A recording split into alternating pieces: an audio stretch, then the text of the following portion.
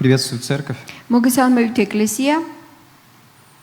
Да, я выбрал немного неожиданную, наверное, тему для проповеди. შეიძლება ცოტა მოულოდნელი თემა მოვირჩიე საკადაგებლად И мне сразу же хочется пояснить, почему. და მე მინდა თავიდანვე აგიხსნათ რატომ. Я буду говорить о справедливости и милости, и по большей части о справедливости. და ცოტა немножко медленно.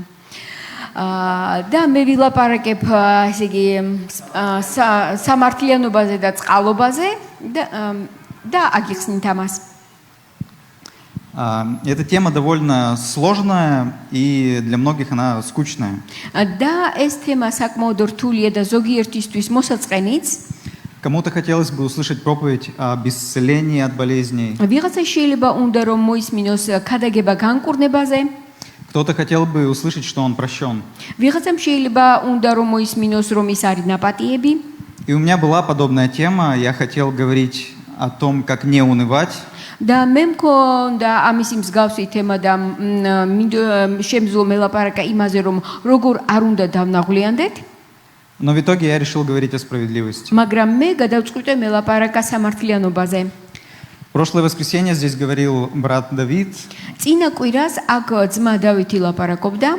И он говорил об эпилепсии своего сына. და ის ლაპარაკობდა თავისი შვილის ეპილეფსიაზე. И меня зацепила эта проповедь, потому что он говорил о своем личном опыте. და ეს ძალიან შემეხო, იმიტომ რომ ის თავის პირადი გამოცდილებიდან საუბრობდა. Это травма, через которую он прошел вместе с Богом. და ეს იყო ტრავმა, რომელიც გადაიტანა უფალთან ერთად. И это очень полезно, когда мы делимся друг с другом какими-то очень личными переживаниями. და ეს ძალიან სასარგებლოა, როდესაც პირადი გამოცდილებიდან ვუზიარებთ ერთმანეთს. И я не буду говорить сегодня об эпилепсии, потому что я о ней ничего не знаю. მე დღეს ეპილეფსიაზე არ ვილაპარაკებ, იმიტომ რომ ამის შესახებ არაფერი არ ვიცი. Но я буду говорить о справедливости, потому что об этом я кое-что знаю. მაგრამ ვილაპარაკებ სამართლიანობაზე, იმიტომ რომ ამასთან დაკავშირებით მე რაღაც ვიცი. И поскольку я говорю о каком-то личном опыте, და იმის გამო რომ მე ვილაპარაკობ პირად გამოცდილებაზე, то вот вам немножко моего личного опыта. აი ეს არის ჩემი პირადი გამოცდილება, ცოტათი. В 2022 году 1922 წელს обострился конфликт между Украиной и Россией. კონფლიქტი გამძაფრდა რუსეთსა და უკრაინას შორის. И это разделило мою жизнь на до и после. და ამან გაყო ჩემი ცხოვრება იქამდე რაც იყო და მას შემდეგ. Как мы говорим, есть до Рождества Христова, есть после Рождества და Христова. როგორც ჩვენ ვაბობთ ხოლმე, არის გაყოფილი დრო ქრისტეშობამდე და ქრისტეშობის შემდეგ. И то же самое случилось с моей жизнью. ასე დაემართა ჩემს ცხოვრებას. И когда ты оказываешься в такой ситуации, და როდესაც ჩვენ ხვდები ასეთ სიტუაციაში, то ищешь способ ориентироваться в пространстве. ეძებ ესე იგი გამოსავალს. Ты думаешь, что мне делать? და ფიქრობ, რა უნდა გავაკეთო? Что вообще происходит? საერთოდ რა ხდება? И как мне дальше жить? და საერთოდ როგორ გავაგრძელო ცხოვრება? И когда началась война, первым делом და როდესაც ომი დაიწყო პირველ რიგში, я задался вопросом, მე ასეთი კითხვა გამიჩნდა, права ли моя страна? მართალია თუ არა ჩემი ქვეყანა? И, иначе говоря, виновата ли моя страна? და სხვაგვარად რომ თქვათ, დამნაშავეა ჩემი ქვეყანა სამშობლო. Для меня это был ключевой вопрос. ჩემთვის იყო ეს საკვანძო საკითხი. И затем, спустя время, я услышал другую точку зрения. და შემდეგ გარკვეული დროის შემდეგ სხვა შეხედულება, სხვა აზრი მოვისმინე. Мне сказали, что мы, как христиане, не должны искать виноватого, а должны покрывать все милостью. და ასეთი აზრი რომ ჩვენ როგორც ქრისტიანებმა არ უნდა ვეძებოთ ვინ არის დამნაშავე, მაგრამ ყველაფერი მადლით უნდა გადავფაროთ, წყალობით. И я хочу объяснить, что здесь происходит. და მე მინდა ავხსნა აქ რა ხდება. Это сталкиваются две точки зрения. Одна точка зрения говорит, что важна справедливость. ერთი შეხედულება არის ის, რომელიც ამბობს, რომ სამართლიანობა მნიშვნელოვანია. Что важно понять, кто виноват. და მნიშვნელოვანია გავარკვიოთ, ვინ არის დამნაშავე. А вторая точка зрения говорит, что не важно, кто виноват. Важно покрыть все милостью. მაგრამ მეორე შეხედულება ამბობს იმას, რომ არ აქვს მნიშვნელობა ვინ არის დამნაშავე, მნიშვნელოვანია ყველაფერი წყალობით გადაიფაროს. И когда я вам описываю это противостояние справедливости и милости, და როდესაც მე ასე იგი აგიქწერთ აი ამ შეხედულებებს, რომელიც არის სამართლიანობიდან გამომდინარე და წყალობიდან გამომდინარე, мне кажется, что многие могут думать о том, что верна точка зрения милости. და შეიძლება ბევრმა იფიქროს, რომ უფრო სამართლიანია წყალობის შეხედულება. Я хочу вам показать, что это не всегда так. მე მინდა და განახოთ, რომ ეს ყოველთვის ასე არ არის. Я хочу сказать, что христиане нередко преувеличивают действенность милости. და მინდა გითხრათ, რომ ქრისტიანები ხშირად აზვიადებენ წყალობის მოქმედებას И преуменьшают действенность справедливости. და აკნინებენ სამართლიანობის მოქმედებას. Я хочу, чтобы вы поняли эту мысль. მე მინდა რომ თქვენ კარგად გაიგოთ ეს აზრი.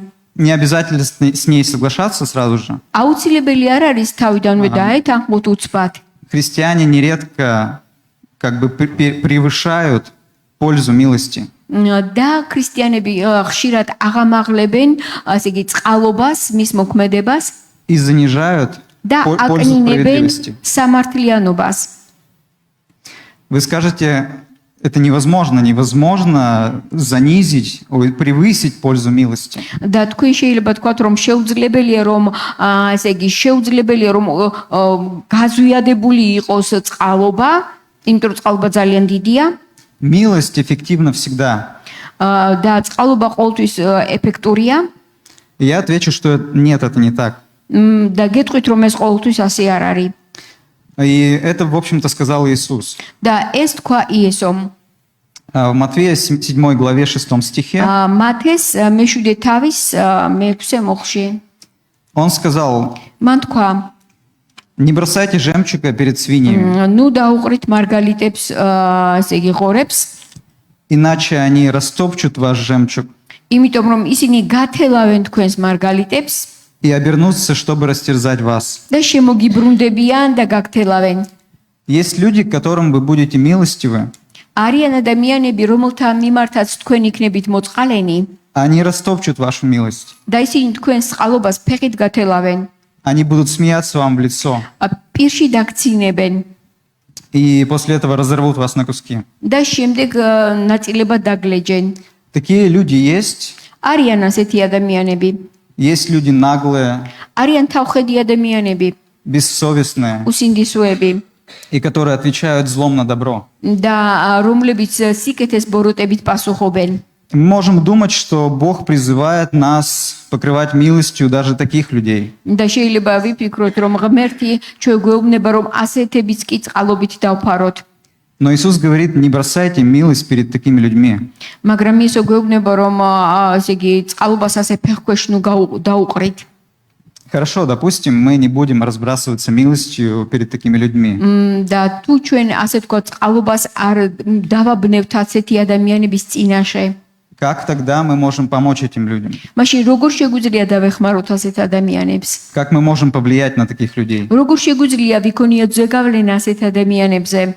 И забегая вперед, я отвечу вам справедливостью. და წინწრებით გეტყვით, რომ შეგვიძლია ეს გავაკეთოთ სამართლიანობით. Я раскрою эту мысль позже, а сейчас я хочу вернуться к изначальному вопросу. ეხლა მინდა თავდაპირველ კითხვას დაუბრუნდეთ. Почему так важно ответить на вопрос, виновата ли моя страна? რატომ არის მნიშვნელოვანი გავცეთ ამ კითხვას პასუხი? დამნაშავეა თუ არა ჩემი ქვეყანა? Во-первых, პირველ რიგში, если я виноват, თუ მე დამნაშავე ვარ, значит, я должен извиниться. მაშინ მე ბოდიში უნდა მოვიხადო. Во-вторых, მეორე, Иисус говорит: взявший меч, мечом погибнут. იესო ამბობს, რომ ვინც מחვილს აიღებს, מחვილითვე მოკვდება. Как можно применить это в моей ситуации? როგორ შეიძლება გამოვიყენო ეს ჩემ ცხოვრებაში? Если я поднял меч, თუ მე ავიღე მახვილი, если это был я, თუ ეს მე ვიყავი, то я погибну. მაშინ მე დავიღუპები. И эта мысль должна отрезвлять. და ამ აზრმა უნდა გამოგვაფხიზლოს. Если я это начал, თუ ეს მე დავიწყე, то лучше мне остановиться. მაშინ ჩემთვის ეჯობია რომ მე გავჩერდე. Другой вывод, посложнее, მეორე ესე იგი დასკვნა უფრო რთული заключается в следующем. შემდეგში მდგომარეობს. Иисус говорит это Петру, იესო ეუბნება ამას პეტრეს, который вообще-то поднял меч. რომელმაც აწია მახვილი. Но умер ли в тот день Петр? მაგრამ იმ დღეს მოკვდა პეტრე. Мы знаем, что он не умер. ჩვენ ვიცით Почему? რომ არ მომკვდარა იმ დღეს პეტრე და რატომ? Потому что Иисус вовремя возместил ущерб. იმიტომ რომ იესომ დროულად ესე იგი დროულად დაეხმარა და აღავსო საჭიროება. Мы знаем, что эту историю из истории Гефсиманского сада мы знаем, что Петр отсек ухо слуге первосвященника. ჩვენ ვიცით რომ გევსიმანიის ბაღში პეტრემ ყური ჩამოათალა მღვდელმთავრის მონას. Он успел это сделать. მან მოასწრო მის გაკეთება И тогда Иисус коснулся уха и исцелил его. და მაშინ იესო შეეხო ამ მონის ყურს და განკურნა. Что это значит для нас, как для последователей Христа? და რას ნიშნავს ეს ჩვენთვის როგორც ქრისტეს მიმდევრებისთვის? Иногда мы должны бросаться разнимать двух дерущихся. ბოდიში პოსტარი. Иногда мы должны бросаться разнимать двух дерущихся. ხანდახან ჩვენ უნდა ჩავერიოთ და ორი მოჭყუბარი გავაშველოთ. И пытаться возместить ущерб. და ჩვენ უნდა შევეცადოთ რომ ზარალი ავანაზღაუროთ. На самом деле, обычно именно это мы и делаем, когда два человека дерутся. და ხშირად ამას ვაკეთებთ, როდესაც ორი ადამიანი კამათობს, ჭყუბობს. Мы можем там поднять кепку, отряхнуть ее от пыли и ჩვენ вернуть. შეგვიძლია მისი ქუდი ავიღოთ, თვრისგან დავბერტყოთ და მივაწოდოთ. Мы можем сказать, у тебя царапина, у меня есть лейкопластырь, давай я заклею. და შეგვიძლია უთხრათ რომ აი შენ პატარა ჭრილობა გაქვს, შენ მე შემიძლია ლეიკოპლასტერით დაგიმაგრომ. У тебя Таких разбит мареби. нос, давай приложим ცხვირი лед. გაქვს, გატეხილი და ყინულს დაგადებ. Ну, вы поняли, что ხომ გესმით, как это работает. როგორ მუშაობს ეს? И вы можете сказать, что это выглядит как милость. და ეს გამოიყურება როგორც წყალობა. И это действительно со стороны Иисуса была милость. და იესოს მხრიდან ეს სინამდვილეში იყო წყალობა. Но мы видим следующее. მაგრამ ჩვენ ვხედავთ შემდეგს. Милость не отменяет восстановление справедливости. წყალობა არ აუქმებს სამართლიანობის აღდგენას. Наоборот, милость требует возмещения ущерба. პირიქით წყალობა მოითხოვს რომ ის რაც ზარალი იყო მიყენებული იყოს ანაზღაურებული. Христианская милость побуждает возместить ущерб. და ქრისტიანული წყალობა უბიძგებს რომ ესე იგი ზარალი იყოს ანაზღაურებული. Был ли Иисус участником этой драки? იყო იესო ქრისტე ამ ჭუბის მონაწილე? Конечно, не был. რა თქმა უნდა არა. Тогда почему он бросился их разнимать? მაშინ რატომ ჩაერია იესო რომ გაეშველებინა? Потому что так действует христианская милость. იმიტომ რომ ასე მოქმედებს ქრისტიანული წყალობა. И сам Христос говорил: блаженны миротворцы. და თვითონ ქრისტე თქვა რომ ნეტარ არიან მშვიდობის მყოფელნი. Давайте теперь посмотрим внимательнее на личность Иисуса Христа. მოდით ახლა ყურადღებით შევხედოთ იესო ქრისტეს პიროვნებას. Потому что нам важно, как он поступал и что он говорил. იმიტომ რომ ჩვენთვის მნიშვნელოვანია როგორ იქცეოდა და როგორ საუბრობდა. Мы знаем, что Христос сам о себе говорил, что он кроток и смирен сердцем. და ჩვენ ვიცით რომ იესო საკუთარ თავზე ამბობდა რომ ის თავმდაბალი იყო და თვინიერი. Это Матфея 11 глава, 28 стих. მათეს 11:28-ში. Был ли Иисус действительно кротким и смиренным? იყო თავმდაბალი და თვინიერი იესო სინამდვილეში? Конечно, мы можем сказать, что он таким и был. რა თქმა უნდა ჩვენ შეგვიძლია რომ ნამდვილად ასეთი იყო. Давайте просто для примера вспомним хотя бы одну историю. მოდით მაგალითისთვის ერთი ისტორია გავიხსენოთ. Например, когда к Иисусу привели женщину, взятую в прелюбодеянии. როდესაც ესე იგი მოიყვანეს მრუში ქალი იესოსთან, Он сидел на земле и рисовал что-то пальцем. ის იჯდა და მიწაზე რაღაცას წერდა. И люди привели эту женщину и начали ее обвинять перед ним. და მოიყვანეს ხალხმა ეს ქალი და დაიწყეს მისი დადანაშაულება. А он все сидел и рисовал. ის კი იჯდა და ახატავდა. И Они продолжали обвинять, и в какой-то момент он поднял голову. ისინი აგრძელებდნენ ქალის დადანაშაულებას და რაღაცა მომენტში იესომ თავი აწია И он поднял голову и сказал, кто из вас без греха, первый брось камень. თქვენ შორის ვინც უცოდველია პირველმა მან ესროლოს ქვა. Это Иоанна 8:7. იონეს 8:7. Затем он снова наклонился и продолжал что-то писать на песке. შემდეგ კვლავ დახარა თავი და ისევ გააგრძელა ქვიშაზე ხატვა, წერა. И сказано, что люди были обличаемы совестью и разошлись. და დაწერილია რომ ესე იგი სინდის მხილებული იყო ეს ხალხი და სულ ყველანი დაიშალნენ. Просто удивительно, насколько тихо Христос решает этот конфликт. და გასაკვირია როგორ მშვიდად აგვარებს ქრისტე ამ კონფლიქტს.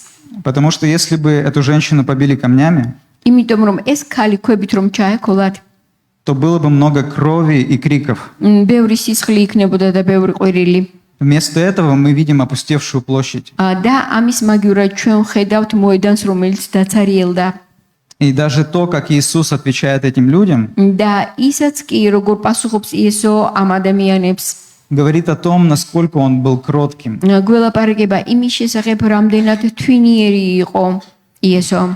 Сама вот эта фраза, как он ее произносит, თვითონ ის ფრაზა, რომელიც მან წარმოთქვა, можно подумать, что он разрешает им это. თითქოს შეგვიძლია ვიფიქროთ, რომ ის მათ ამის უფლებას აძლევს. И он как бы даже устраивает соревнования. და თითქოს შეჯიბრსაც კი უწესებს. А давайте первым бросит тот, кто из вас без греха. მოდი პირველმა მან ესროლოს ქვა, ვინც უცოდველია. И, конечно же, это соревнование с невыполнимым условием. და ეს არის შეჯიბრი, რომელსაც შეუსრულებელია. И почему бы Иисусу прямо не встать перед ними и не сказать, что это вас нужно побить камнями? და რატომ არ უნდა ამდგარიყო იესო და არ ეთქვა პირდაპირ მათთვის, რომ თქვენ ხართ ჩასაქოლები? Потому что это вы грешники. იმიტომ რომ თქვენ ხართ ცოდვილები. Он мог бы так сказать, но он этого не делает. მას შეეძლო ასე ეთქვა, მაგრამ ეს არ გაუკეთებია. Он никого не обвиняет, но при этом обличает. არავის ადანაშაულებს, მაგრამ ამავე დროს ამხელს. А вы умеете так? და თქვენ თუ შეგიძლიათ ასე Обличать, при этом не обвиняя. ისე ამხილოთ, რომ თან მსჯავრი არ დადოთ. Иисус был удивительно кротким человеком. იესო ძალიან თვინიერი თავმდაბალი ადამიანი იყო.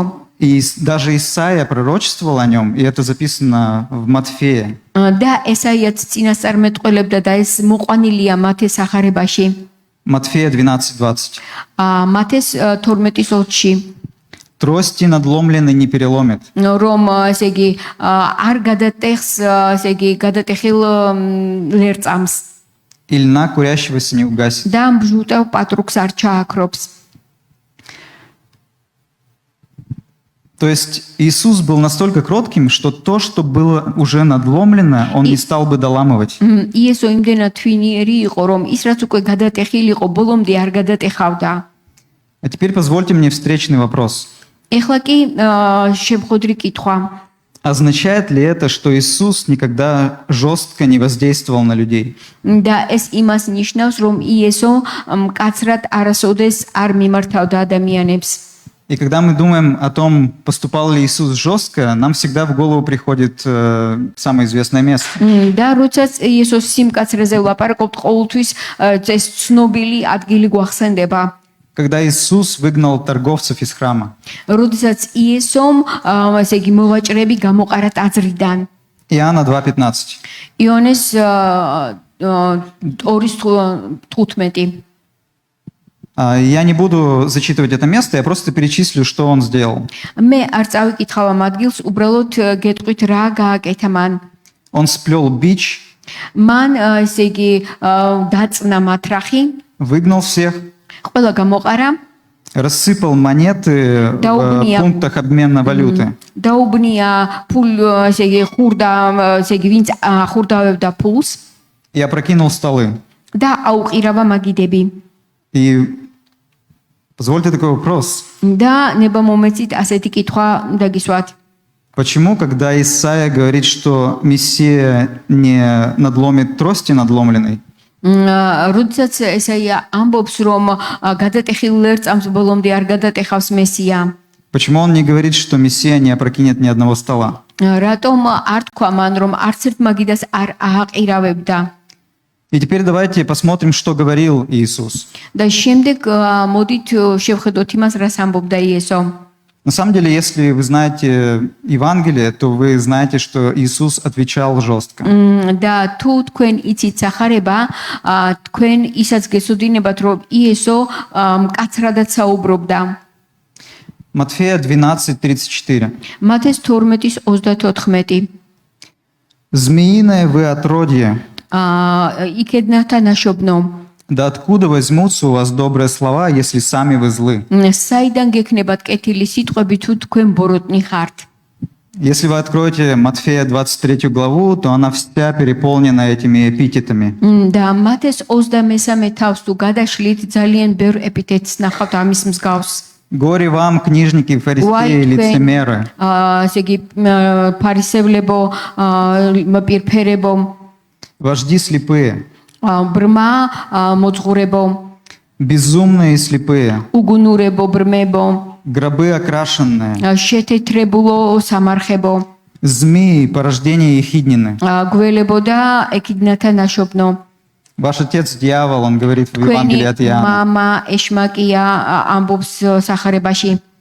Итак, почему-то мы видим совершенно другого Иисуса. და ამ დროს ვხედავთ სხვაგვარი იესოს. Это не выглядит как трости надломленной не переломит. და ეს არ გავს იმას, როდესაც ესე იგი გადატეხილ ლერწამს არ გადატეხავს. Наоборот, Иисус ломает фарисеев об колено.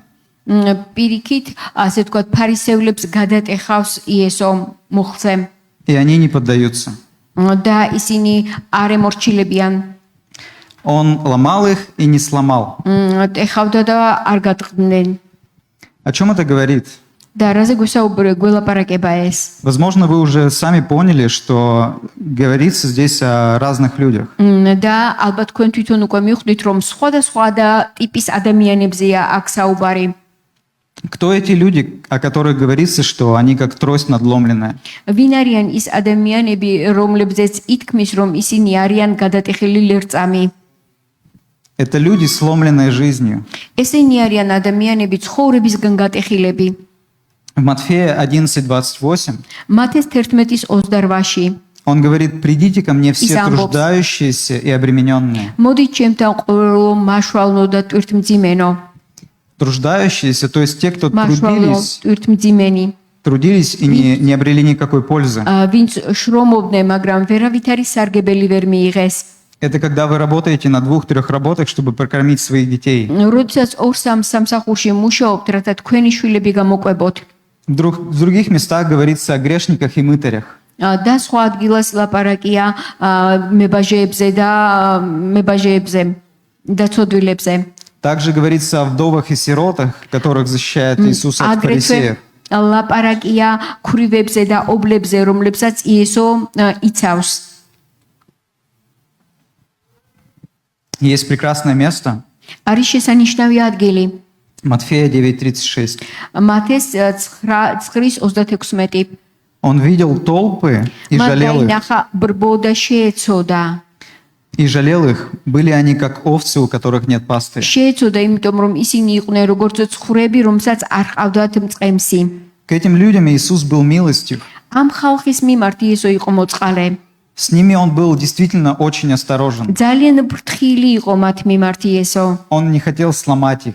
მას არ უნდოდა მათი გადამტვრევა, გადატეხვა.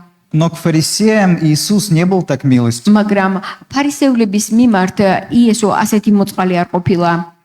Он говорит: «Горе вам, что затворяете Царство Небесное. ისე უბნება, ვაი თქვენ რომ კეტავთ სათა სამეფოს კარს.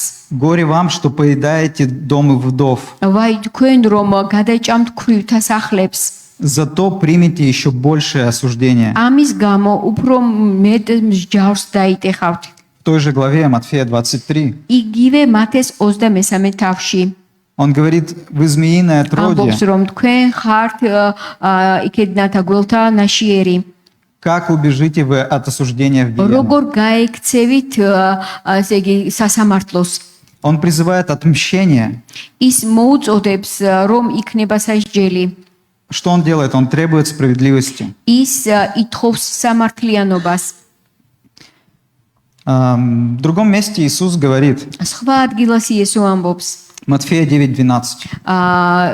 მათეს 9:12-ში Нездоровые имеют нужду во враче, რომ ჯანმრთელებს კი არ სჭირდებათ ექიმი, но больные. არამედ ავადმყოფებს. И на самом деле, если вы посмотрите контекст этого стиха, და სინამდვილეში ამ მუხლის კონტექსტს თუ შევხედავთ, то обнаружите, что он говорит о фарисеях. ჩვენ დავინახავთ რომ ის ლაპარაკობს ფარისევლებზე. Проблема фарисеев была в том, что они считали себя здоровыми. ფარისეველთა პრობლემა იმაში მდგომარეობდა, რომ ისინი თავს ჯანმრთელებად თვლიდნენ. И Иисус просто разводил руками იესო უბრალოდ ხელებს შლიდა, и говорил, что он не Да, может да. ничем этим людям помочь, რომ ასეთ ხალხს ის ვერ დაეხმარებოდა. потому что они считают себя здоровыми. იმიტომ რომ თავიანთ თავს ჯანმრთელებად თვლიდნენ. Они не могут осознать своей вины, ისინი ვერ აცნობიერებდნენ თავის დანაშაულს и по этой причине და ამ მიზეზის გამო они не смогут принять его милость, ისინი ვერ მიიღებდნენ მის წყალობას. потому что они не понимают, что они грешники. იმიტომ რომ ისინი ვერ ხედავდნენ რომ ცოდვილები იყვნენ. И в чем общий вывод вот этой картины двух категорий людей? და როგორ იქნება საერთოდ დასკვნა ამ ორი ადამიანთა კატეგორიებიდან? Есть люди, которые нуждаются в милости Христовой. არიან ადამიანები, ვისაც სჭირდებათ ღმერთის წყალობა. Есть люди, которые нуждаются в нашей милости. და არიან ადამიანები, რომლებსაც სჭირდებათ ჩვენგან გამოვლენილი წყალობა. И есть другая категория людей, და არის ადამიანთა მეორე კატეგორია. наглые, бессовестные люди, თავხედები, უსინდისოები, которые заблуждаются сами и обманывают других людей. რომლებიც თვითონაც მოტყუებულები არიან, საკუთარ თავსაც ატყუებენ და სხვებსაც ატყუებენ. И если вы думаете, что такие люди лечатся милостью, და თუ თქვენ ფიქრობთ, რომ ასეთი ადამიანები წყალობით განიკურნებიან, то вы ошибаетесь. მაშინ თქვენ ცდებით. ამინ. Псалмопевец Асаф очень хорошо рисует портрет этих людей. ბოდიში? Псалмопевец Асаф, მეფსალმუნე ძალიან კარგად აღწერს სურათს. Псалом 72. 72 ასაფის ფსალმუნი. На работе человеческой нет их, ადამიანის სამუშაოზე ისინი არ არიან и с прочими людьми не подвергаются ударам. და სხვა ადამიანების მსგავსად დარტყმებს არ ღებულობენ. Оттого гордость, как ожерелье, обложила их. ამიტომაც სიამაყემ როგორც მძივი ისე არის შემოკრული მათ ყელზე И дерзость, как наряд, одевает их. და სითავხედე როგორც სამოსი ისე აქვთ ჩაცმული. Выкатились от жира глаза их, ქონისგან გადმოეკარკლა თვალები бродят помыслы в сердце. და აქეთ-იქით გულის თქმები აქვთ გულში. Над всеми издеваются, ყველას დასცინიან, злобно разглашают клевету, ბოროტებით ავრცელებენ ცილის წამებას говорят свысока, და ქედმაღლურად ლაპარაკობენ. поднимают к небесам уста свои, ზეცისკენ წევენ თავიანთ ბაგეებს и язык их расхаживает по земле. და მათი ენა დადის დედამიწაზე. И потому туда же обращается народ его, ამიტომაც მათკენ არის მიმართული მისი ხალხი и пьют воду полную чашею. და სვავენ ესე იგი წყალს წყლით სავსე თას. Пьют воду полную чашу, чтобы вы понимали, თქვენ რომ გაიგოთ რა არის სავსე ესე იგი სავსე წყლით სავსე თასი это пускаются во все тяжкие грехи. ნიშნავს აქ იმას რომ ესე იგი ცოდვებში არიან გადავარდნილები. Народ Божий следует за такими людьми ღმერთის ხალხი მიყვება აი ამ ხალხს и пускается во все тяжкие. და თვითონაც ცოდვაში ვარდებიან. И Исаия, და ესაია он хорошо понимал эту ситуацию, მას კარგად ესმოდა ეს სიტუაცია и он писал следующее. და ის წერ შემდეგს Исаия 26, 9 стих. ესაიას 26:9 «Если нечестивый будет помилован, თუ უწმინდური იქნება შეწყალებული, то не научится он правде. ვერ ისწავლეს სიმართლეს. Если нечестивый будет помилован, то не научится он правде. თუ უწმინდური იქნება შეწყალებული, სიმართლეს ვერ ისწავლის. Будет злодействовать в земле правых იბოროტებს კეთილთა მიწაზე и не будет взирать на величие Господа. და არ შეხედავს უფლის სიდიადეს. Там же он говорит, насколько полезно судить таких людей. და იქვე ლაპარაკობს იმაზე, თუ როგორი სასარგებლოა ასეთი ხალხის გასამართლება. Ибо когда суды твои совершаются на земле, რადგანაც როდესაც შენი სასამართლოები ხდება დედამიწაზე, тогда живущие в мире научаются правде. მაშინ სწავლობენ სიმართლეს დედამიწაზე. И он был не единственным, кто говорил про это. და ის არ იყო ერთადერთი, რომელიც ამზე ლაპარაკობდა. И Иезекииля 13:22. ეზეკილის 13:22. Вы поощряете беззаконных и не пытаетесь спасти их жизни. თქვენ ესე იგი აკეზებთ ურჯულუებს და არ ცდილობთ მათ გადარჩენას. Беззаконных нельзя поощрять. ურჯულო არ უნდა წააქეზო, თავზე ხელი არ უნდა გადაუსვა. Их нужно судить, ისინი и უნდა გაასამართლო они должны получить наказание. და მათ უნდა მიიღონ სასჯელი. И тогда, возможно, вы და сможете их მაშინ спасти. შესაძლოა ასეთი ქცევით გადაარჩინო ისინი. Соломон, мудрейший из всех людей. სოლომონი ყველაზე ბრძენი ადამიანი. Экклесиаст 8:11. ეკლესიასტის 8:11. Не скоро совершается суд над худыми делами. ბოროტ საქმეებზე ესე იგი სასჯელი უცბად არ მოდის. От этого и не страшится сердце человеческое делать зло. ამიტომაც არ ეშინია ადამიანის გულს და ისევ აგრძელებს ბოროტების ჩადენას. По сути, это означает, что безнаказанность порождает еще большее беззаконие. და აქედან გამომდინარე, რომ დაუსჯელობა, ასე ვთქვათ, წაახალისებს კიდევ ბოროტების ჩადენას. И давайте, наконец, вернемся вот к этому конфликту между справедливостью и милостью. და მოდი დაუბრუნდეთ ისევ აი ამ კონფლიქტს, ესე იგი, სამართლიანობასა და მოწყალებას შორის. На самом деле никакого конфликта не существует. სინამდვილეში არავითარი კონფლიქტი არ არსებობს. Если говорить образно, თუ ხატოვნად ვიტყვით, милость и справедливость, они ходят по улице за руки. ესე იგი, წყალობა და სამართლიანობა ხელი-ხელ ჩაკიდებული დადიან. Вы попросту не можете помиловать человека, который не обвинен. თქვენ უბრალოდ ვერ შეიწყალებთ ადამიანს, რომელიც ჯერ არ არის დადანაშაულებული. Помиловать можно только того человека, который виновен. შენი შეგიძლია შეიწყალო მხოლოდ ის ადამიანი, ვინც დამნაშავეა. Потому что иначе за что вы его милуете? და თუ არა და მაშინ რაღა შეწყალებაა ეს. Иисус говорит, взятый в прелюбодеянии: და იესო ეუბნება მრუშობაში აყვანილს. иди и впредь не греши. წადი და ამის შემდეგ აღარ შესწოდო. Они оба хорошо понимают, что она виновна. და მათ ორივეს კარგად ესმით, რომ ეს კალი დამნაშავეა. По закону Моисея, да, она заслуживала того, чтобы ее побили камнями. და მოსეს კანონის თანახმად, რა თქმა უნდა, ის ღირსი იყო, რომ ქვებით ჩაექოლათ. И он, зная, что она виновна, говорит: а теперь я даю тебе милость. ის კი ეუბნება, რომ ის მანიცოდა, რომ დამნაშავეა და ეუბნება, ეხლა წყალობას გაძლევ. И это большой урок на самом деле. და სინამდვილეში ეს არის საკმაოდ დიდი გაკვეთილი. Если Бог помиловал меня, თუ ღმერთმა მე შემიწყალა, значит, я был осужден. ესე იგი მე ვიყავი მსჯავრდადებული. Был осужден и признан виновным. ვიყავი მსჯავრდადებული და მე მაღიარეს როგორც დამნაშავე.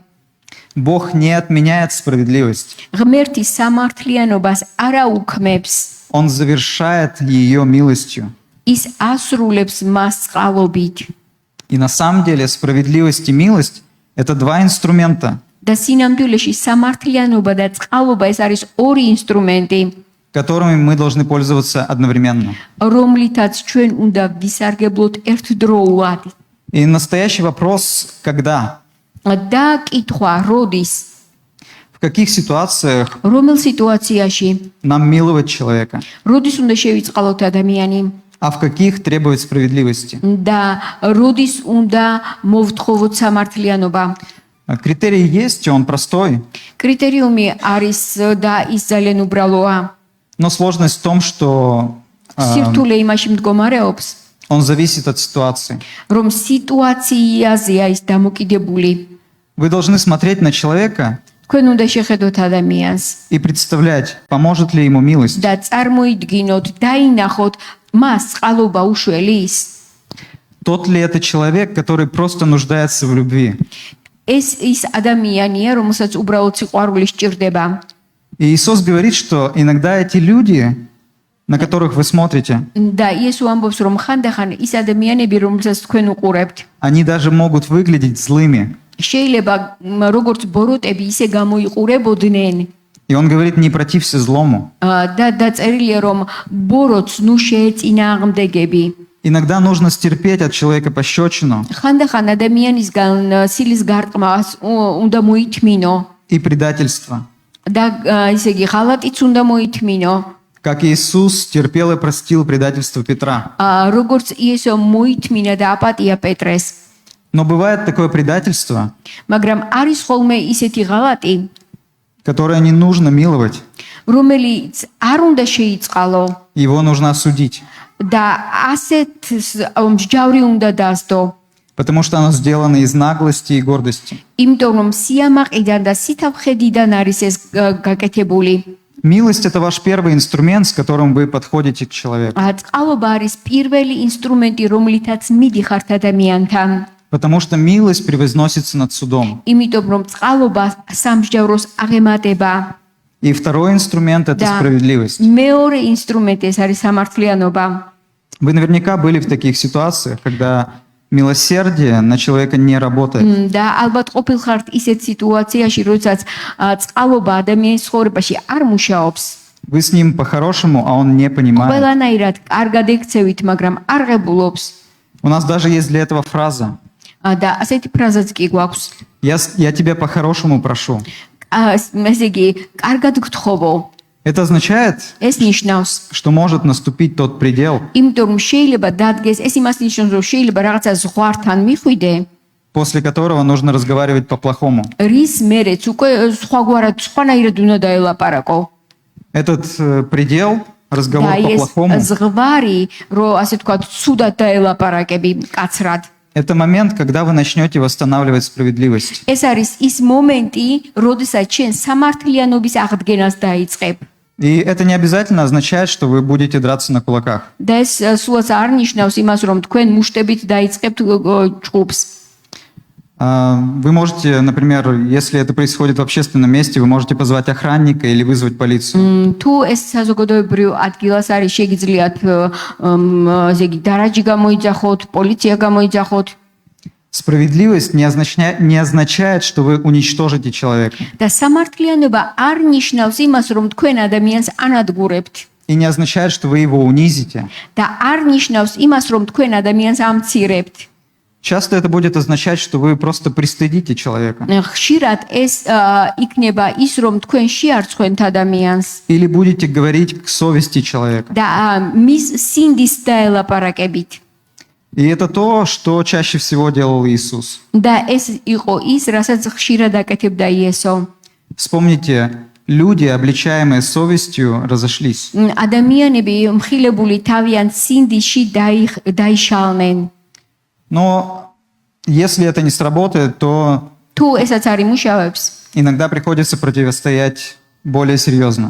მაშინ უფრო მეტი წინააღმდეგობის გაწევა საჭირო.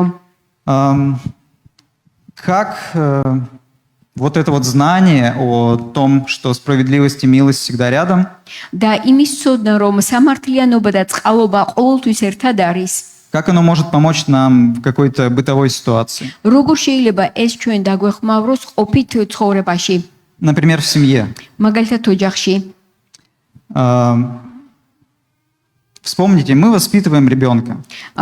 გავიხსენოთ, რომ ჩვენ ზრდით ბავშვს Обычно наш ребенок нуждается в нашей любви. და ჩვენი ბავშვს სჭირდება ჩვენი სიყვარული. И большую часть времени вы просто любите его, და დროის უმეტეს ნაწილში თქვენ უბრალოდ გიყვართ ეს ბავშვი. и вы очень милостивы ко всем его проказам და მოწყალე ხართ ყველა მის სელქუბასთან დაკავშირებით и даже к серьезным поступкам. და მაშინაც შეიძლება წყალობით უყურებთ, როდესაც რაღაცა სერიოზულ ცუდს აკეთებს.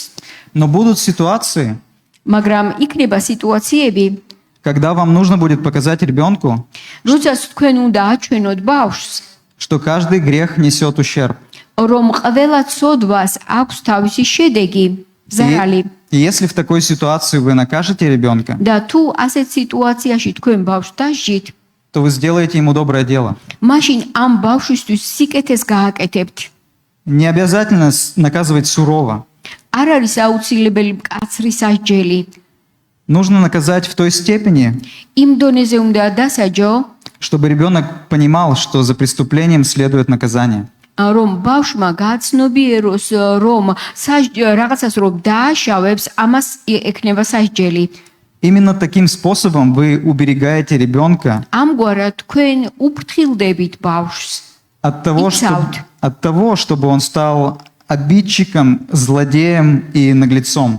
იმისგან რომ ის გახდეს ესე იგი თავხედი და ის მან ვიღაცას შეურაცხყოფა არ მიაყენოს.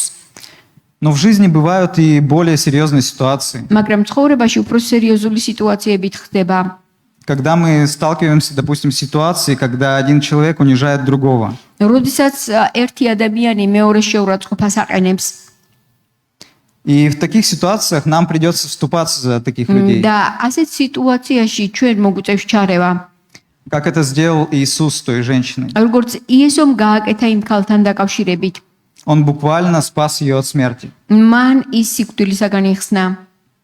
Когда на ваших глазах избивают человека, როდესაც თქვენ თვალწინ სცემენ ადამიანს, вы обязаны вступиться. ვალდებული ხართ ჩაერიოთ. Когда муж систематически избивает жену, როდესაც ქმარი სისტემატიურად სცემს სოლს, вы должны попытаться его вразумить, უნდა შეეცადოთ, რომ გონებაზე მოიყვანოთ ეს ადამიანი. пристыдить или говорить к его совести.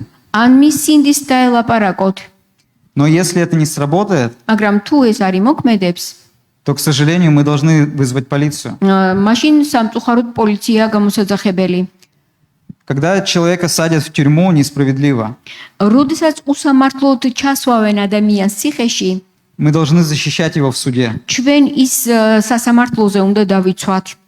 И, конечно, когда один человек убивает другого, და როდესაც ერთი ადამიანი მეორეს კლავს, мы должны заступиться. ჩვენ უნდა ესე იგი დავიცვათ.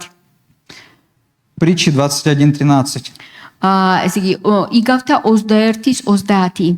Кто затыкает ухо свое от вопля бедного, ვინც ყურებს იცობს ღარიბის ღაღადისგან, тот и сам будет вопить и не будет услышан. თვითონაც როდესაც იღაღადებს, შესმენილი არ იქნება. И напоследок, და ბოლოს небольшое уточнение. ესე იგი დაზუსტება Есть некоторая опасность არის რაღაც სახიფათო в том, как мы будем Сапкило. использовать справедливость. თუ როგორ უნდა გამოვიყენოთ სამართლიანობა. Потому что некоторым людям нравится осуждать других. იმიტომ რომ ზოგიერთ ადამიანს მოსწონს სხვისი მსჯავრდადება. Есть люди, которым нравится сидеть на собственной кухне и перемалывать косточки. ზოგიერთ ადამიანს მოსწონს საკუთარ სამზარეულოში იჯიდეს და სულ ვიღაცაზე ლაპარაკობდეს. А кому-то нравится обличать сурово. ვიღაცას კი მოსწონს მკაცრად მხილება. А кто-то просто любит драться. ვიღაცას ჩხუბი მოსწონს. Оба эти инструменты, ეს ორივე ინსტრუმენტი, справедливость и милость, სამართლიანობა და წყალობა, нужны для того, საჭიროა იმისთვის, чтобы спасать людей, რომ ადამიანები გადავარჩინოთ. помочь им признать вину и просить прощения. დავეხმაროთ ადამიანებს, რომ დაინახონ თავიანთი დანაშაული, მოინანიონ. И если вы забудете об этой цели, და თუ თქვენ დაგავიწყდებათ ეს მიზანი, то вместо того, чтобы пользоваться милостью, იმის მაგივრად რომ თქვენ ესე იგი გამოიყენოთ წყალობა, тогда, когда она реально может помочь, იმ დროს, როდესაც ამ წყალობას ნამდვილად შეუძლია ადამიანის დახმარება, Вы можете начать все чаще требовать справедливости. უფრო მეტად დაიწყებთ სამართლის ძიებას. И делая так, და როდესაც ასე გააკეთებთ, вы рискуете сами попасть в число людей, თქვენ რისკზე მიდიხართ, რომ მოხვდეთ იმ ადამიანთა რიცხვში, заблуждающихся, რომლებიც არ არიან დაბნეულები არიან, არ ესმით სწორად, которых Иисус называет безумные и слепые. რომლებსაც იესო ეძახის უგუნურებს და ბრმებს. Цель милости и справедливости – это спасение. ასე იგი, წყალობის და სამართლიანობის მიზანი არის ადამიანის გადარჩენა. И ваши сплетни, слухи и Да. осуждения თქვენი ლაპარაკი, ჭორაობა, ამბების გადმოტანა могут сильно помешать. ამან შეიძლება ძალიან ასე იგი ცუდი შედეგი გამოიღოს. Поэтому давайте помнить, ამიტომ მოდით გვახსოვდეს, что справедливость и милость идут рядом, რომ სამართლიანობა და წყალობა ერთად არის, но милость из них больше. მაგრამ წყალობა უფრო მეტია.